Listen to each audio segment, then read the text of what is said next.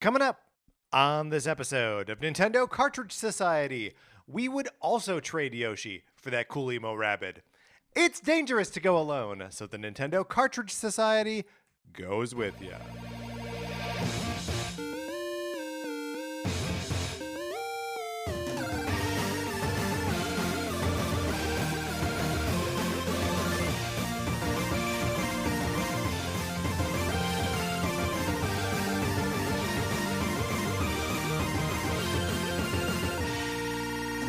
Welcome to Nintendo Cartridge Society. My name is Patrick Ellers, and I am joined, as I am always joined, by my co-host, Mark Mitchell. We've got a good show for you today. We're going to be talking about the news from the week, including a Cold Stone Creamery taste test.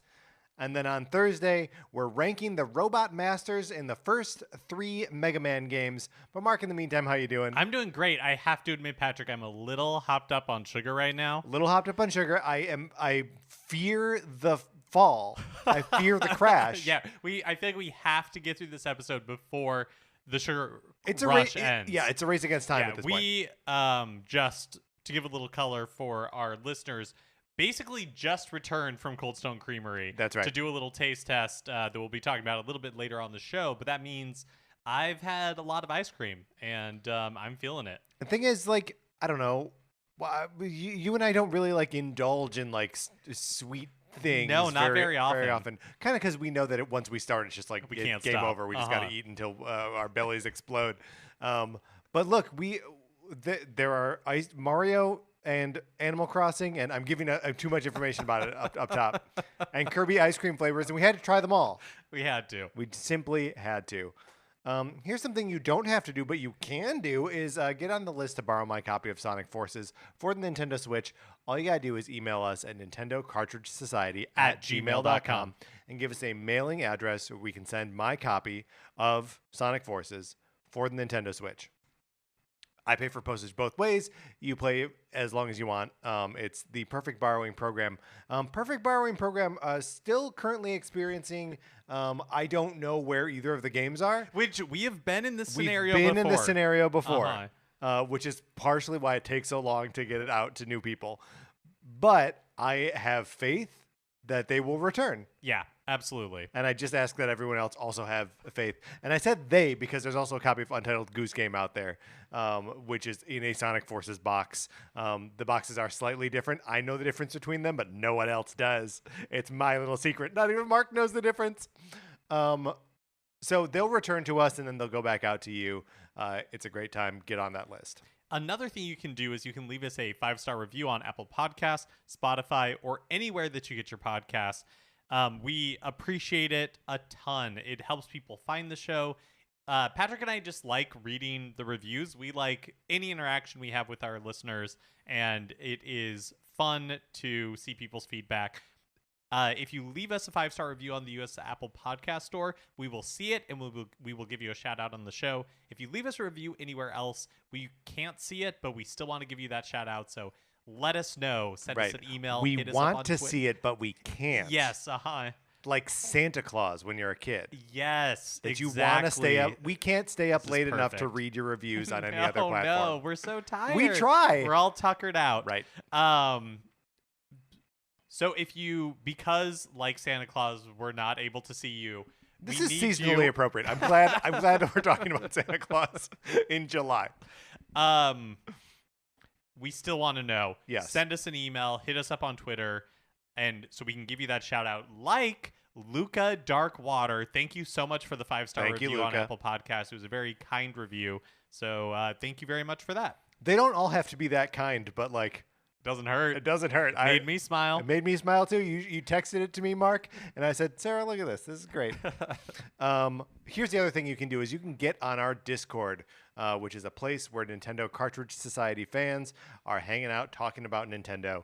It's sweet. It's fun. It's funny. It's insightful. I like it a lot. I'm so glad that we have started it. If you would like to be in there having fun conversations about Nintendo stuff, shoot us an email, hit us up on Twitter, and we will let you in. It is invite only, so no riffraff, right? No one gets past the gate that is you and me. Right? Yeah, that's right. Except for everyone who asked to come in. Right. All right, Mark. Let's get into what we've been playing this week.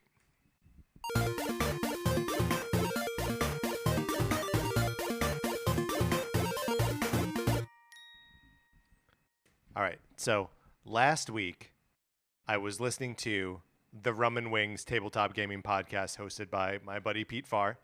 And he had previously been on this show, right? So I think like I was on his mind, but maybe it would have come up anyway on his show.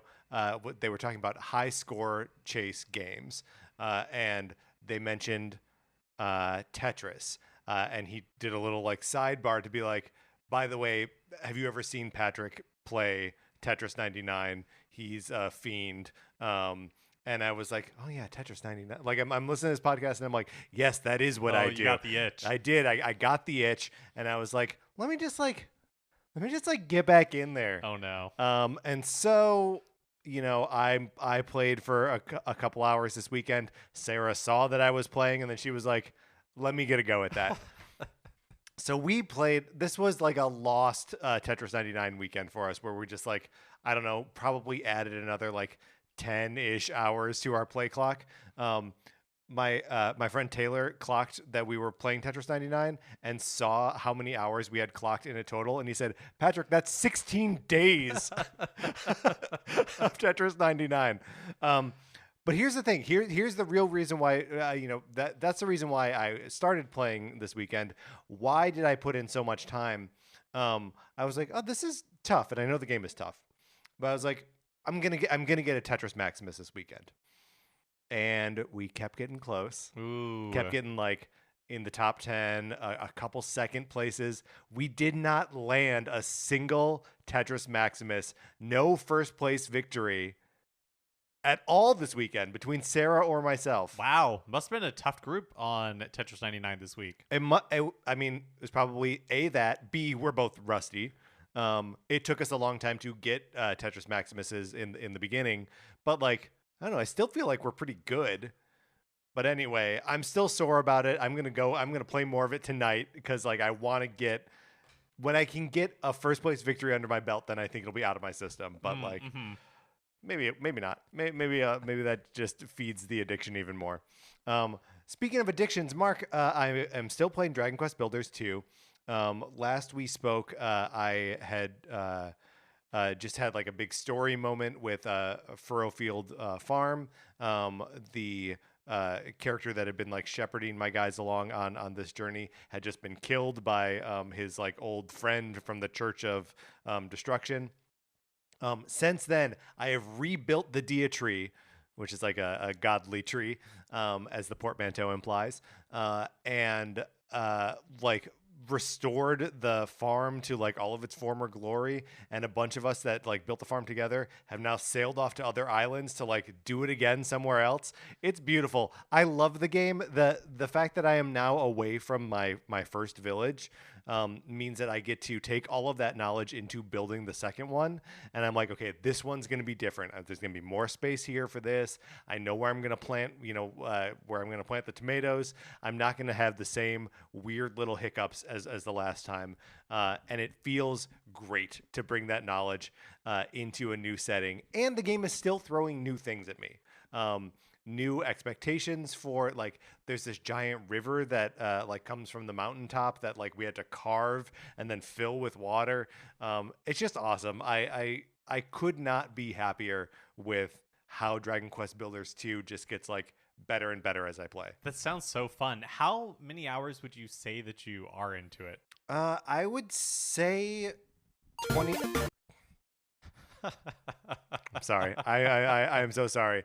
I would say I'm about like 25, 30 hours into it. Do you have any idea of how long it is? None. Yeah. I have no idea. That's kind of fun. Yeah. Like it just, and like there's it in like two ways, right? Like I don't know how long it would take to like mainline the game. And I think you can probably just like meander like forever. Yeah, and that's just, probably like, fair. Build out your village for as long as you want. I love it. I will probably talk about it less as I just sort of like settle into like a nice groove with it, but maybe not. So maybe expect to hear a lot more about it. Who knows what like big plot Right. advancements are forthcoming. Yeah, it could be a bunch. So I've still been playing Bowser's Fury, and I beat it in quotes, you know. Yes. So I got the 50 cat shines and defeated Fury Bowser, and I don't know why I always forget this with like more recent Mario games, but they improve so significantly once you like beat the story mode and like a bunch of so I was enjoying Bowser's Fury, but found elements of it more like frustrating than fun. Like I do not really enjoy the Fury Bowser part of it, like when he would wake up, even though it was necessary because that's the only way you could get like certain cat shines and everything.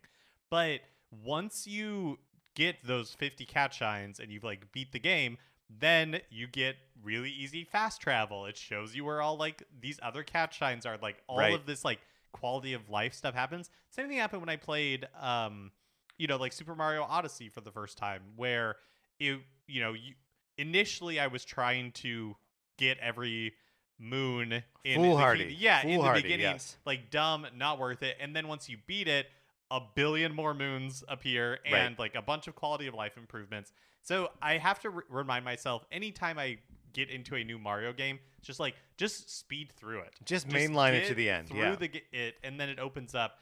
And so I ended up liking it more than when I started. Once I got, even though I was like 40 cat shines into it when we first talked about it, like those last 10 cat shines, for whatever reason, just like started clicking more. So once I beat that, interesting. Instead of like putting the game down. Well, wait a minute, because as you get closer to that like 50 cat shines, doesn't Bowser become Fury Bowser more frequently? Two. Well, it's so for like the last.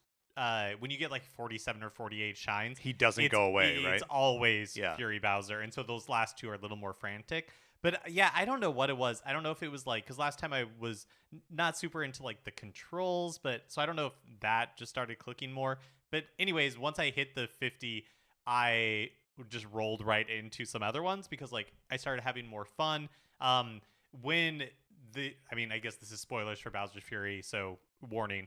But when you beat the game, then like the Captain Toad Brigade shows up, right? And you have to like find each of them. They're like a small part of the game, not like a major component, but just like a lot of like little fun things open up to you that it just makes the first 50 almost feel like a tutorial. Yeah, sure. So I'm having fun with it. I'm having more fun with it now than I was last week. I also think that it is a fun game to, even though it is like a big open world, that the exploration of that world is not particularly fun. Totally. But the like obstacle courses that you encounter within it are fun. Mm-hmm. So when you are no longer like purely exploring the world and you know it and you just go and like do these obstacle courses, then it's a better game. And okay, I am going to spoil the last, like that battle with Bowser. Yeah. But it's an interesting kind of like last encounter because you're on Plessy. Yeah. And you're basically just riding around the open world, like the ocean of the open world, jumping through obstacles while Bowser's like throwing stuff at you. And you're kind of like bumping into these 3 cat shines that Bowser has. And then at the end, like you break the casing on those 3 cat shines. And so Mario turns into like the giant like cat Mario thing, Giga Cat Mario, but Plessy also turns into this cat type amazing, which is so. But then at the very very end, you defeat Bowser, and like there's like a little cutscene going, and I don't even know how to describe it. Basically, like you and Bowser Jr. are like doing your little thing on the back of still giant Plessy, and then the camera all of a sudden like pulls back, and you see how enormous Plessy still is, and he's like cat Plessy, and then he does this little like meh thing to the camera. Plessy's the best, man. It made me laugh. That was really cute. That endeared me to the game a lot. Plessy is a wonderful addition to the Mario canon. Yeah, like just truly one of the great supporting characters. I also picked up ElecHead, which was a game that was in I think the last Indie World Showcase that we talked about and thought it looked interesting. I totally missed that it released at the end of June. So I picked it up. I think it's $10, but I had some gold coins, so I ended up paying like $3 for it. Nice. But I really enjoyed this game. To make it through it once was short. It took me maybe like 45 minutes.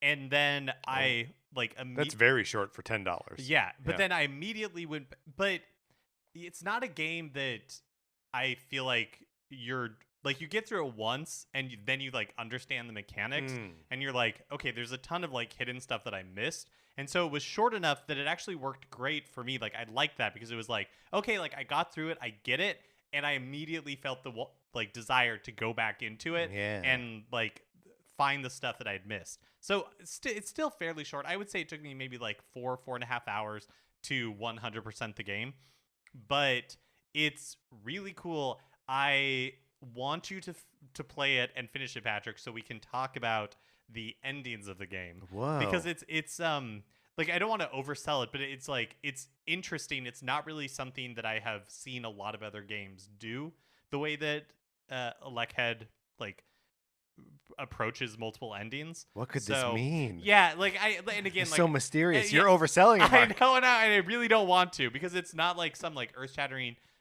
thing, but it's just an interesting approach to multiple endings.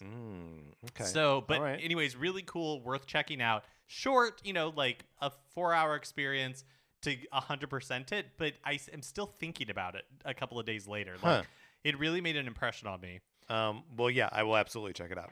And then finally, this isn't something that I played, but it's something, Nintendo's been kind of messing with Nintendo Switch Online, and, they started adding notifications when you have platinum points to earn and all, or that you can redeem and all that kind of stuff.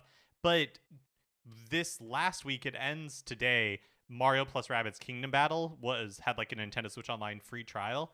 And in the past, you had to like actively go and download it from the Nintendo Switch Online app.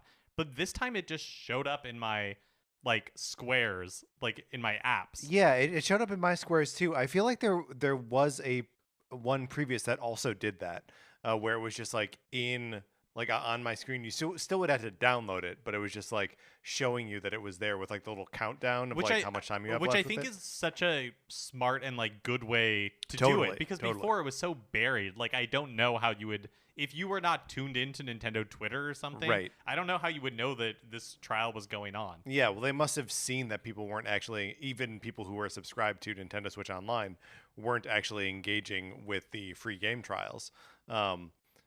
It is weird to see a free game trial pop up for a game that I own. That part I was like, okay, we're not 100% there yet. Right. Well, and like I don't own it digitally. I own the physical copy of it. So I do own it digitally. Okay, well, so that's like extra weird. So if you were actively playing it at that time, it would have been your first icon and your second icon. Yeah. Would have been Mario plus Rabbids. But I like that they are continuing to improve Nintendo Switch Online and making it feel more like an ecosystem instead of some weird like thing that exists outside of the Switch that you just kind of have to like know about. Also, it usually turns out that following the free trials that the games are deeply discounted. Mario plus Rabbids Kingdom Battle has been in a constant state of deeply discounted for a while, so I don't know that it's going to be anything like they're not going to sell it for like $5 or anything, but like 12 probably, something like that. I feel like we were talking about it not that like a week or two ago, like where it was down to like $14. Yeah, I mean the Ubisoft games on Switch go on deep sale all the time. Don't pay full price for an Ubisoft game on Switch. You gotta wait like 6 months and it'll drop in price. All right, well that's what we've been playing this week. Let's get into the new releases and what we might be playing next week.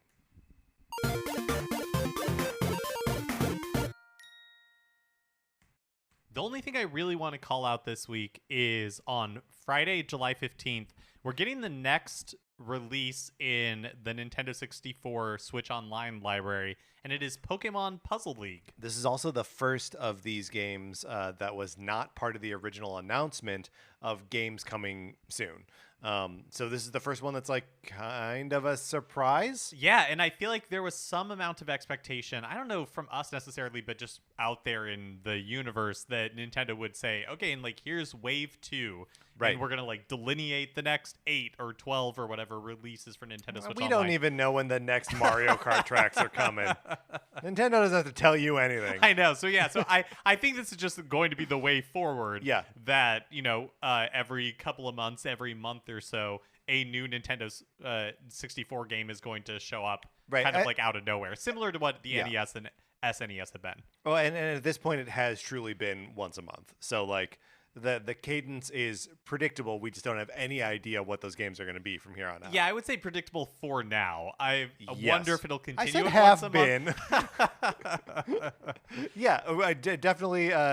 We could go another year before another one is announced. And then they drop 3 all at once. I've never played Pokemon Puzzle League. It's a panel to pawn game, which we do have as part of the Super Nintendo, which is different Switch from Online. Puyo Puyo, right? Yes. Okay. Puyo Puyo is you're dropping little blocks of like 2 different color or same color like beans on the screen. You have to like match them up. Panel to pawn is there are these like squares, and the whole thing kind of scrolls up, and you flip things around in a field that's already like static. Oh, I don't know that I've ever played a panel to pawn game. Panel to pawn is great. I was not familiar with it before because panel to pawn, the one that appears on the Super NES Switch Online, is the Super Famicom release, right? It was never localized, and I think that Pokemon Puzzle League is the way in which that was introduced to people here. Maybe Tetris Attack was that. I don't really know. It's that's a field of Nintendo history I'm not super plugged into, but I do know that Pokemon Puzzle League has like a reputation of just being a good version of panel to pawn, and has that fun Pokemon overlay. I'm very excited to check this out. It doesn't stop you from playing, but the fact that the Super NES panel to pawn is all in Japanese means that there are frequently times when I was choosing game modes without knowing what I was choosing. Sometimes with a Super NES game, having it in English might not help. You know what I mean? Where you're just like, okay, game type A versus game type B. I don't know what these are. But at least in English, I can Google what they mean. So yeah, I'm excited for this. When do you think we start getting? I mean, I am excited about this. I understand this to be a big deal, but like a big deal with like an asterisk, right? It's a big deal, but it's just a puzzle game. No, right? were you gonna ask when do you think we start getting like a Donkey Kong 64, like the next big release? one, yeah. Yeah, I don't really have any sense of when that would happen, because I feel like with, let's say, like the Donkey Kong Country games, right? They staggered those on the SNES, and it didn't seem to be around any like themed anything. Nothing. It's just like, oh, now. Well, and all of them kind of after when they were updating it regularly. Right. So it's hard for me to even like venture a guess. Yeah. The last one was Pokemon Snap, right? So we're in a little bit of like we're in Pokemon Alley at this point. So like, can they do Pokemon Stadium? Is that a thing that they can do without you connecting your Game Boy cartridge to it? Yeah, I don't know. Well, we'll have to just wait a month and find out. All right, Mark, let's close out the new releases. Which brings us to a regular segment on our show. It is time for 433. In 1952, American composer John Cage wrote a piece called 433, wherein a performer or a group of performers did not play their instruments for 4 minutes and 33 seconds. For the purposes of this show, our instruments are talking about Nintendo. So, for the duration of one performance, 433, Mark and I will talk about something not at all Nintendo related, thus fulfilling the contract of the piece. Mark, hold on, wait, I've lost the article. In May of 2021, a YouGov poll went out to Britons, to citizens of the UK, asking them how they would fare in a unarmed combat fight with various animals. And so I've got the results here of what percentage of Britons thought that they could beat this animal in a fight. And I think for the purposes of this, like, unarmed means unarmed. You have no weapons. The animal has no weapons. It's one-on-one. Okay, that's what I was gonna ask. I was gonna ask if it's you and I teamed up against one of these animals. No. Or okay. And am I guessing for you and you're guessing for me, or are we guessing for ourselves? I think we have to guess for ourselves. Okay. I think because that's part of it. That like we have to. I will also give the percentage, right? Okay. And for the purposes of our conversation, let's say it's a fight to the death. Okay. Oh yeah. Okay. Ready? Totally. And also, like, it's in an enclosed space. Like, you're not you're not in like a giant field or Okay. something, right? One other point of order. So, are you going to read the animal and then we'll determine, and then we'll say like what percentage of Britonians? No, I think we're gonna weigh in on like whether we think we could do it, and then I'll say what Okay. percentage of Britons. Okay. Great. And this is in order from most likely to least likely to win the fight. So number 1, rat. To the death. To the death. Yeah. I think you definitely can. I feel right? like you could take a rat. 67% of Britons say that they would beat a rat, which means that 33 think that a rat would kill them. Well, maybe those 33 know something we don't. Like maybe they own rats and they know how smart they are. But it's so small. What's it gonna do? How's it gonna attack you? I don't With know. its little claws? Yeah. A house cat. I think I could take a house cat. I think you could take a house Yeah. cat. I think I could take a house cat too, especially if it's to the death. Yeah, I'm gonna kill that cat. It's not killing me. 66% of Britons thought they could do it. A goose. So, I mean, I think I would definitely, with all of these, Yeah. definitely get injured. But I think I could kill a goose. Yeah, I think I could get. Yeah, and a goose might break your arm, right? Yeah. It's gonna get gross. It's gonna get gross for sure. 45% of Britons think they could beat a goose in a fight. Not even half. Which means 55% are just rolling over and letting this goose kill I don't them. know that they're rolling over. This feels like a large percentage of people have experience with these animals that we don't. That we're just looking at them being like, I could take that goose. And 55% are like, no, you No couldn't. way, that goose is gonna.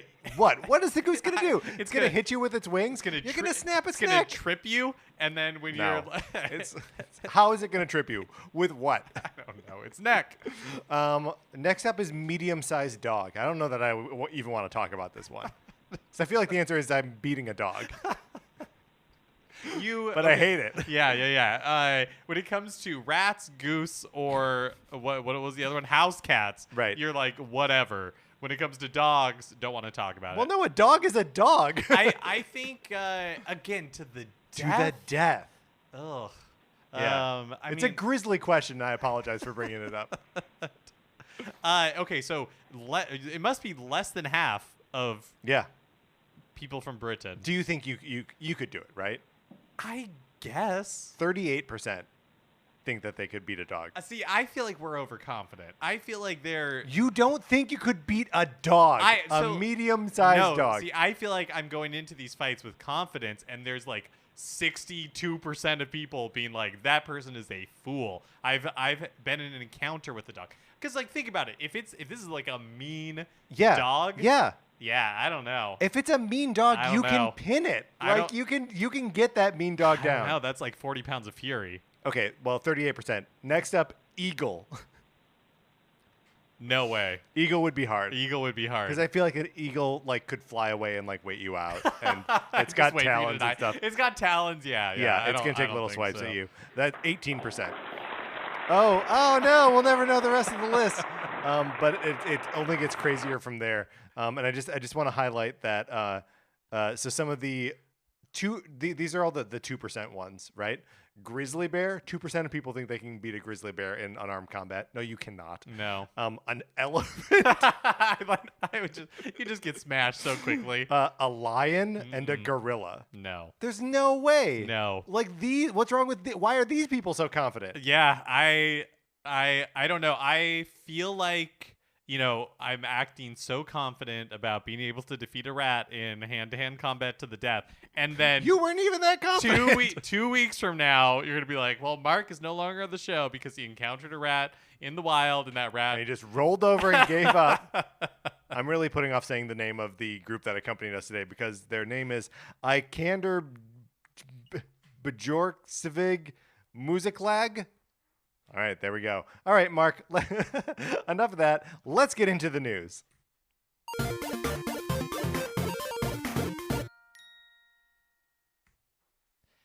Nintendo of America has named company veteran Devin Pritchard as the company's new executive vice president of sales, marketing, and communication.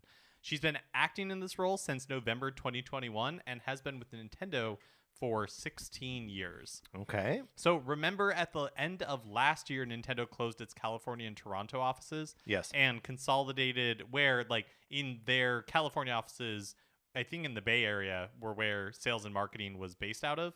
And so they moved all of those employees, or I guess laid off some employees, and apparently moved. They didn't move the contractors, Yeah, I'll tell you that much. Yeah, definitely. But consolidated all of that into their Redmond, Washington offices. And at that same time, the then senior vice president of sales and marketing, Nick Chavez, left the company as well. And so Devin Pritchard has been acting in that role since those changes last year. Do you think there's a world where we end up seeing her in future Nintendo Directs? I wonder, because walking out and pulling a new Nintendo 2DS out of her yeah, pocket. I don't know, because even Doug Bowser doesn't really show up in Nintendo Directs much nowadays. Yeah, like he showed up to like introduce himself, right? Or like when there was some Bowser thing. No, I think it was when Nintendo's Bowser was included because they were playing. They're both off of Nintendo's the name. Bowser. That's true. That's true. But yeah, like I think when Reggie, it was his last E3. And Yeah, I think sure. that's where they like introduced Doug Bowser. But yeah, I don't know. I would guess no. A lot of Nintendo of America executives don't really have a lot of presence in Nintendo Directs. Yeah, it's just weird that Reggie did, right? Like, where does that come from? Is that him being like, I got to get in front of the camera? I wonder if some of that was legacy, right? Because he was out there in the early 2000s, kind of like the face of Nintendo. And so I wonder if like that just kind of like carried into Nintendo Directs. Right. And then I feel like the Nintendo Directs now are very, for the most part, hosted by the Japanese executives. Right. And when they moved away from the in-person events where now it doesn't require a lot of like, they don't have to speak in English. Right. And so I think... Well, they don't have to speak in English, and you don't really need like a person to host it. You really just need a voice to host it. Right. It's still like, there's still the moments where like it has to break out into individual segments, but like they have the personalities for those already. Like Masahiro Sakurai is already there for Smash. Aonuma is there for Zelda. And Miyamoto is still there for whatever, right? For the Mario animated movie. That's come on. Yeah, but like it seems like they have the personalities are so tied to development now that like they don't necessarily need the marketing guy in Reggie or someone like that. But there's just I like having the cast of characters that we can refer to as like the collective face of Nintendo. And it'd be cool if she was one of them. Yeah. Remember E3? No. It's back in POG form. Just like Alf. Well, as if to say to E3 naysayers like myself, and so's your old man. The Entertainment Software Association announced that ReedPop, the company responsible for handling PAX, Star Wars Celebration, New York Comic-Con, and other events, like C2E2, will be running E3 2023. A real thing that they are saying is going to happen next year. In Los Angeles at the Los Angeles Convention Center. Yeah, in the second week of June. So, like traditional E3 like place and happened. time. But they say that it's going to include both digital showcases and in-person components that will be open to fans. And they specifically make a point of promising that media registration is being both streamlined and made more secure and will open later this year. Here is a true thing. ReedPop knows how to put on a show. And they know how to put on like a couple different kinds of shows. PAX and C2E2 are not the same show, right? Celebration and New York Comic-Con are not the same shows. But they are all pretty good shows. I haven't been to all of them, but like the C2E2 and New York Comic-Con are two shows that I've been to, and they're like pretty well run. My biggest not complaint, but just like is that like security at these things are a joke always. Like you go through the metal detectors and it all seems just like laughable, where it's like no one cares about anything. But once you get on the show floor, they're well organized, they're well attended, they're well publicized. Like everything about them is good. They run smoothly. Yeah, I think this is a good sign for what E3 could be. the last couple of years of E3 when they opened it back up to the public, it was really kind of like this uncomfortable mesh of a fan event and like an industry event, and it never really figured itself out. I will be interested in the fact that they're bringing in ReedPop to run it feels like more fan focused. More fan focused, but it'll just be really interesting to see what this actually means, especially because I was, on the record super skeptical that E3 was ever going to come back. Yeah. I mean, I think you're right that it will be more fan focused, but I think still not as much as like a PAX, right? I think they're still going to try to swing the name E3 around to get the big publishers to hold announcements till that time, to hold press conferences around that time. I don't know how successful they'll be in doing that. But maybe they will be. Like, maybe people are like hurting for the single unifying event, and not have to like drag stuff out over a whole summer of Jeff Keighley pretending to manage it all. Yeah, and I also wonder if like, because one part of E3 that I've never experienced before is the actual like business part of it, with people like having meetings and making connections and all that kind of stuff. And I don't know enough about the industry to know if other events have kind of like filled that void, but that does feel like something that E3 was really good at, right? Was like facilitating those meetings face to face. And I wonder if that is something that people have been missing and are looking forward to the return of E3 for that reason. Yeah, I mean, I think that's got to be the case, right? Like, just from the world of like comic books, I know like Comic Cons are back. San Diego Comic-Con is going to happen next week, and like, I don't know, we're just in the middle of like a COVID spike right now in Southern California. It seems like the worst possible time for that to be happening. Not worst possible, but a bad time.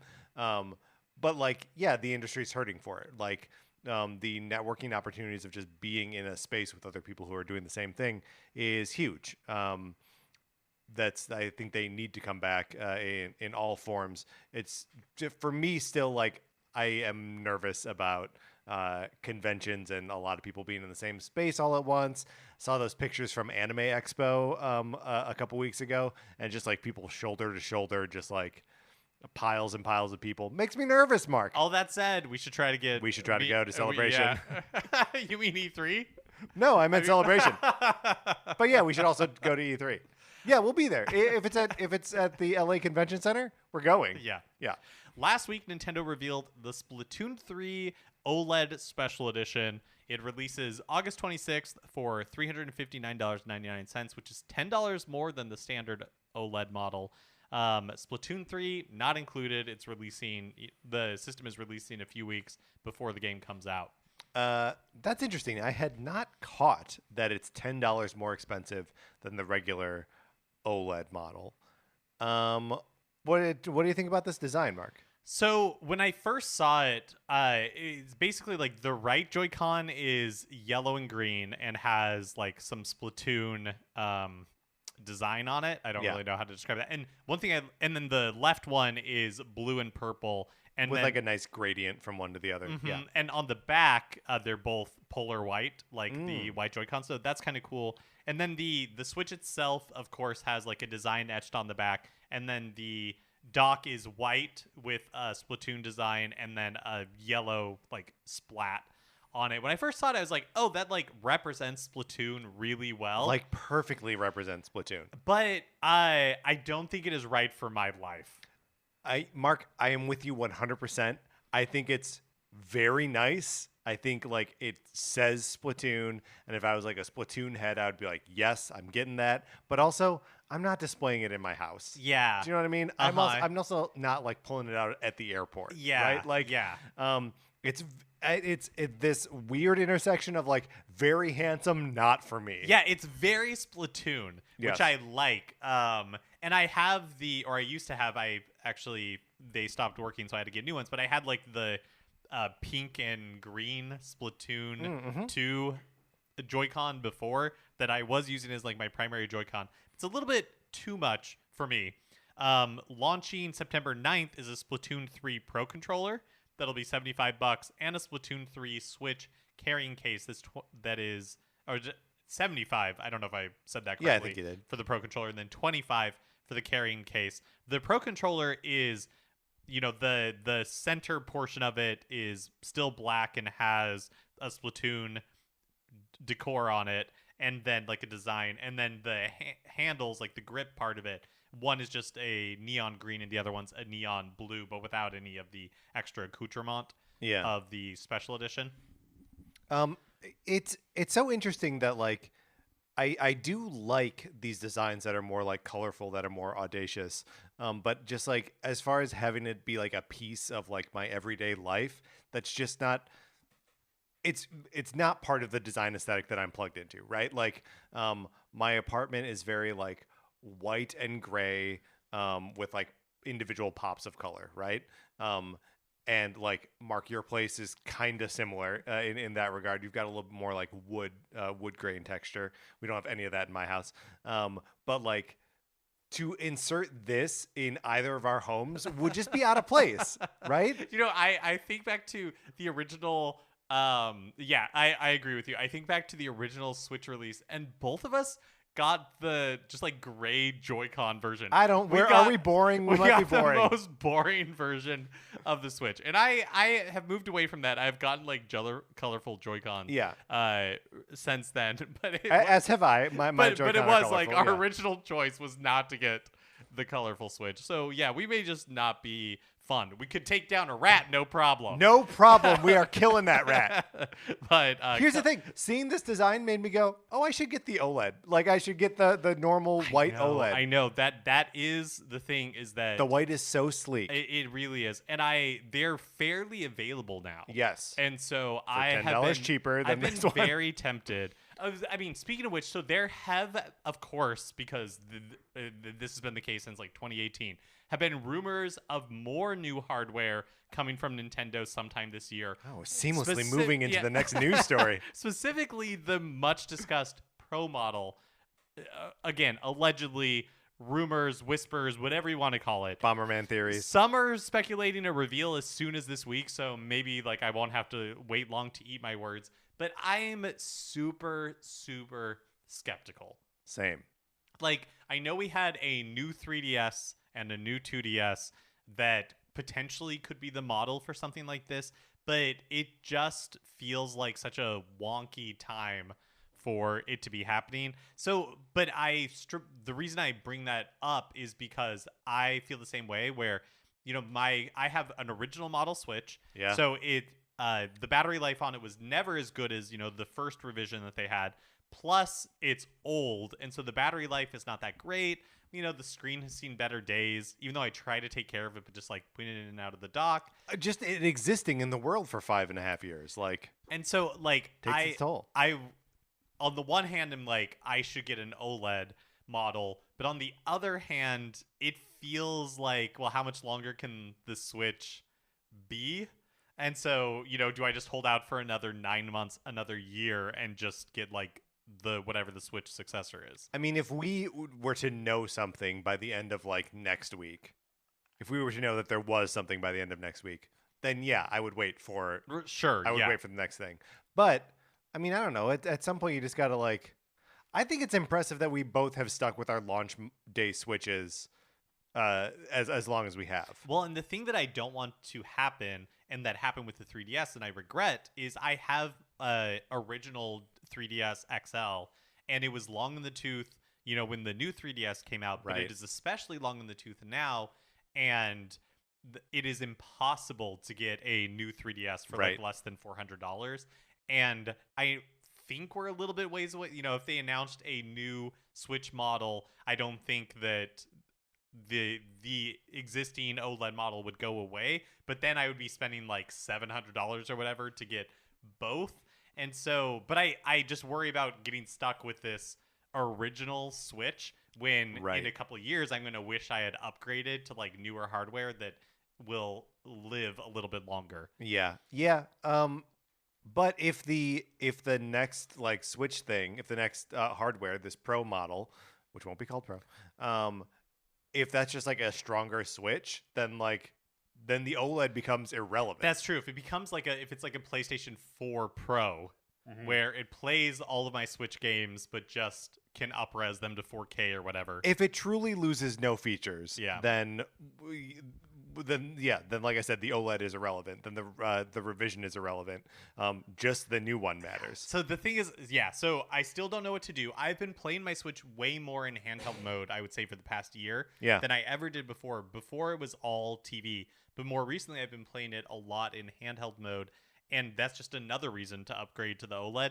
I don't know what to do. Listeners, I need your help. How should I spend my money? Yes. So, listeners, you have control of 350 of Mark's dollars. Should he spend them on a new Nintendo Switch OLED model or something else? Yeah, that's right.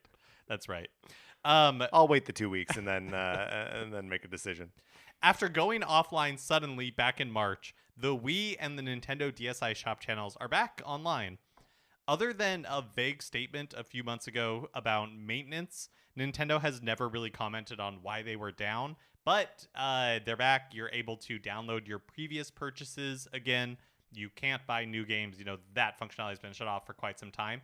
But now that it's back, if you did have stuff that you want to re-download, maybe a good time to do it, because even though they did bring it back and they haven't announced like when they're going to end the ability to download titles from it, maybe just a good reminder that these things could go away at any time. Well, there was no warning last time. Right. It just happened. And we talked about various technical reasons that might have been, but also maybe it was their plan and they knew they were going to, whatever. The point is, the next time it goes away, there could also be no warning for that too. So like, re-download the stuff if you want to. Get your DSi version of the Game & Watch games that are on there. They're so good, but you have to have already purchased them, of course. Nintendo Everything has published an interview with Mario plus Rabbids Sparks of Hope producer Javier Manzanares, talking about the team's relationship with Nintendo. According to Manzanares, the relationship in some ways is... I'm just going to... what is the word I'm looking for? I'm not quoting this. We're summarizing. Yeah, I'm just We're like paraphrasing. Yes, I'm just paraphrasing. According to Manzanares, the relationship in some ways is really similar to what it was in the first game, in that Nintendo acts more in like a supervisor role, and Shigeru Miyamoto plays the builds. They provide feedback, but basically tells the team, like, do what you will with these notes. You know, it's your game. We're just kind of like giving you our feedback. Yeah. But they still have to run everything by Nintendo that involves the characters or the setting. You know, like any Nintendo intellectual property has to be approved by Nintendo. Do you think that means? Do you think Rabbid Mario is a Nintendo character or an Ubisoft character? That's a good question. I think it's an Ubisoft creation that Nintendo probably provided feedback on and had to sign off on. But if we were saying like who is the creator of it, I'd say Ubisoft. Like if they're selling a Rabid Mario toy, who's making that money? Yeah, that's a good question about Mario plus Rabbids in general, right? Yeah. When you buy a copy of Mario plus Rabbids, I wonder what the revenue split is. Right, or well, because it's Nintendo published, right? And Ubisoft developed? Oh, yeah, maybe. Nintendo does publish these things, right? They must. I think you're right. But then why would they go on sale so much unless they were Ubisoft published? Boy, Mark, we don't have the answer to this question. No, but it is a good question. Thank you. I wish I could answer it. Manzanares says that in some ways the relationship has changed from the first game. He says like there's more trust with Nintendo, which makes sense. You know, they've already been through this before. The first one was a success. So they have more freedom to try new ideas like the real-time movement in battle instead of a cursor, and Bowser going with Mario on an adventure are things that examples he gave that like he felt like this time they could do stuff like that because they had a little more freedom. Do people always forget that Mario and Bowser team up all the time? I guess maybe apparently they don't. Apparently no, they do. They're always working together, and then he steals his girlfriend, and then they are against each other. Well, apparently and then they go golfing together. Each time has to be vetted to make sure that is this one of the times it's okay for them to be buddies. I'm hoping that there's like a flow chart at Nintendo headquarters in Japan where it's like, you know, like is Mario teaming up with Bowser? Yes, no. Like sure, you have to go through all of these like scenarios to make sure that it meets all the criteria for a team up.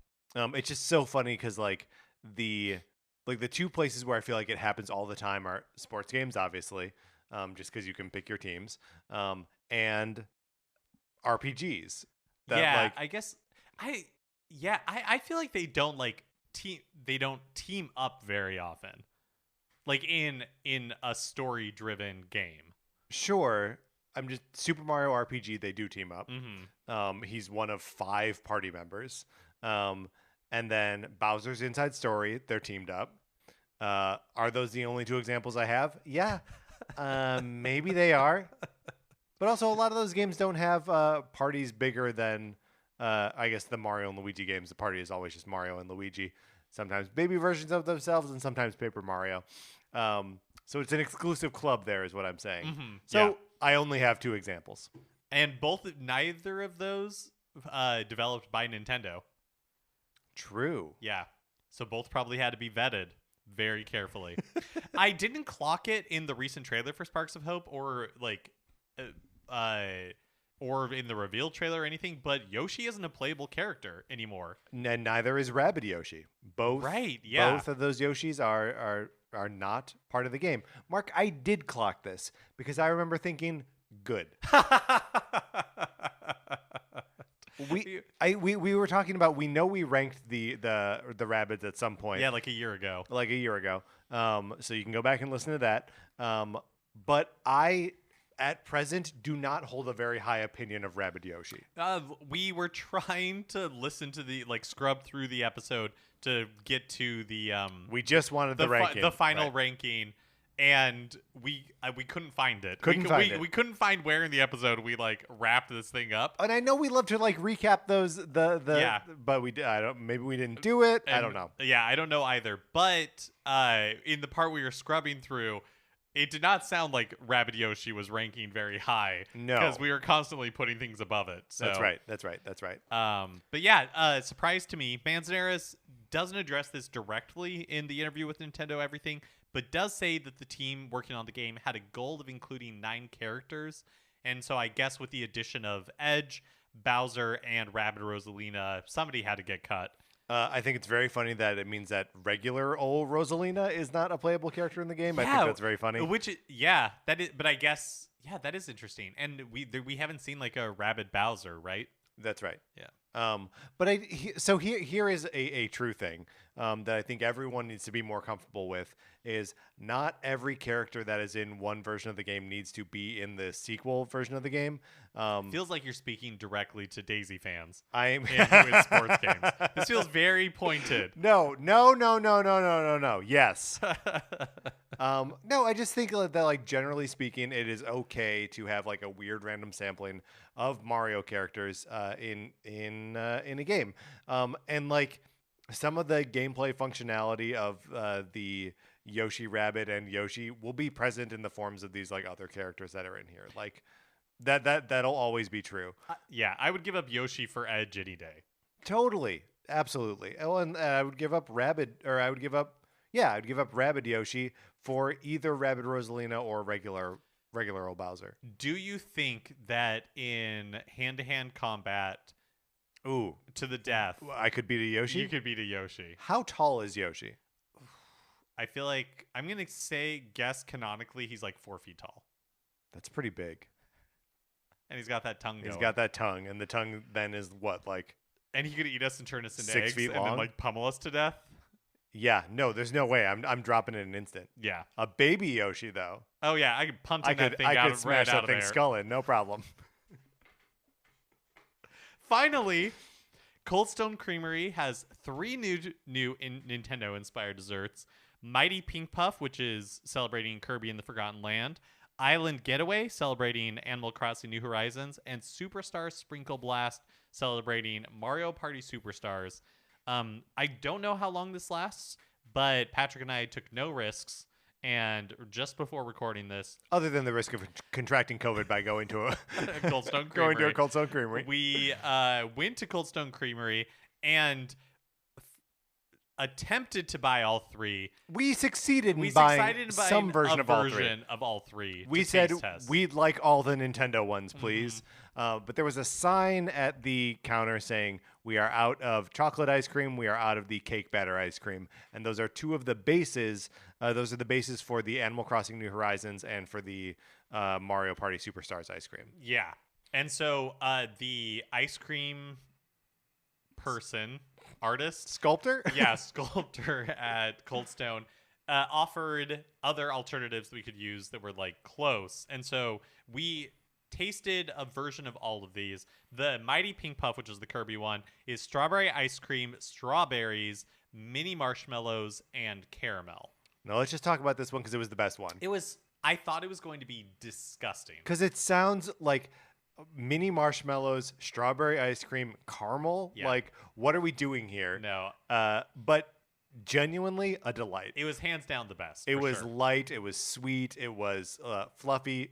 Just a wonderful. And look, Kirby and the Forgotten Land, we love it, right? We love its ice cream too.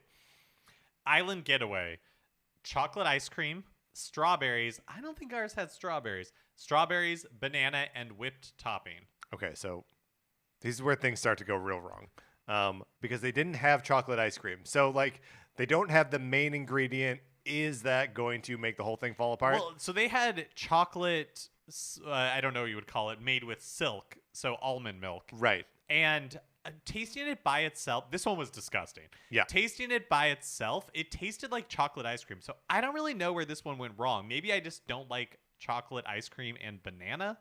So that for me was like the big hang up was getting a big chunk of banana, because it's not just like banana flavoring or whatever it is. They've banged up little bits of banana and like folded into the ice cream as Cold Stone does. But yeah, I think the combination of that and the chocolate silk ice cream like did not work. I'm not convinced that it really would have worked with real ice cream either. This one for me was like a hard thumbs down. Misconceived, Yeah. disgusting. Finally, the Superstar Sprinkle Blast was cake batter ice cream, which we replaced with French vanilla. Because they were out of Because they were out of cake batter ice cream. Then yellow cake pieces, blue frosting. We just had to settle for regular frosting. because they didn't have the blue. And rainbow I sprinkles. promise we went to like a real Cold Stone and not just someone who was like, yeah, I can make those. This one was not disgusting. Not disgusting. Not nearly as good as the Mighty Pink Puff, but the Superstar Sprinkle Blast was a solid outing. It tasted like eating a vanilla ice cream cake.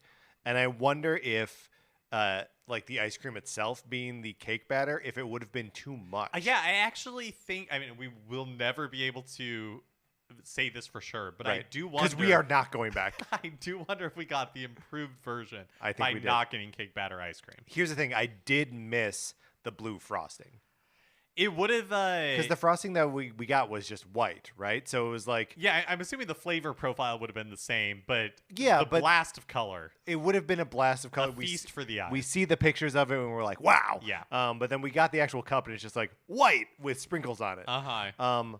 Also, it is worth noting at this point that there are special like Nintendo cups that have graphics of these three games on them, but they are only available in the gotta have it size, which is they go like it, love it, gotta have it. Gotta have it's the biggest size.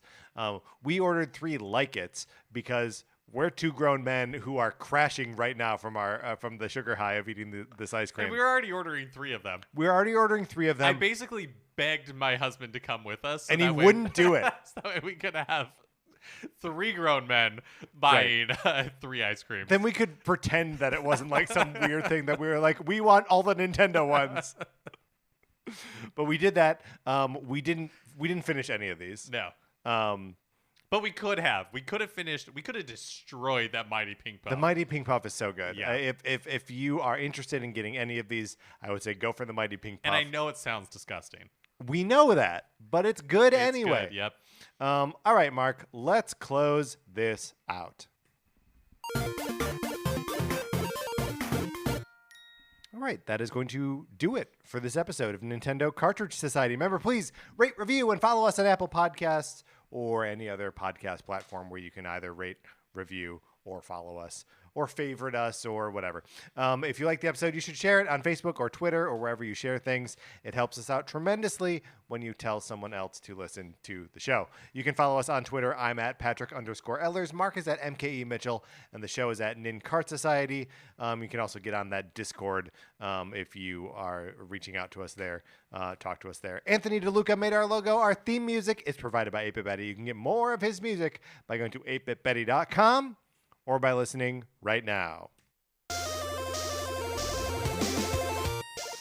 For my co-host, Mark Mitchell, this is Patrick Ellers saying thank you for listening.